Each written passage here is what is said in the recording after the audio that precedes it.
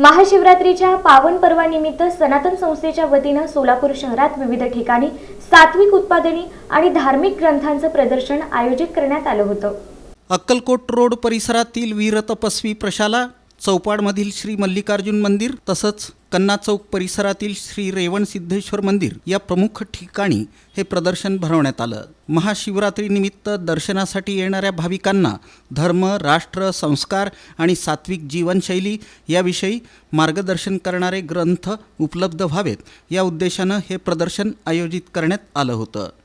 शहरातील एकूण 16 ठिकाणी हे प्रदर्शन भरवण्यात आलं।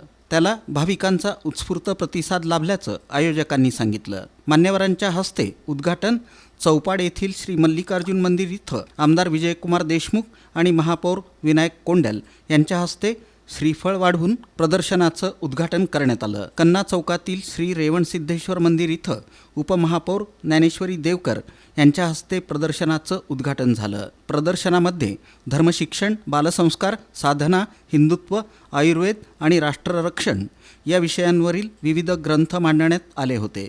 तसंच सात्विक जीवनशैलीविषयी मार्गदर्शन करणारी उत्पादनेही उपलब्ध करून देण्यात आली। महाशिवरात्रीच्या निमित्तानं आयोजित या उपक्रमामुळे भाविकांना आध्यात्मिक वातावरणाचा अनुभव घेण्याची संधी मिळाल्याची भावना अनेकांनी व्यक्त केली।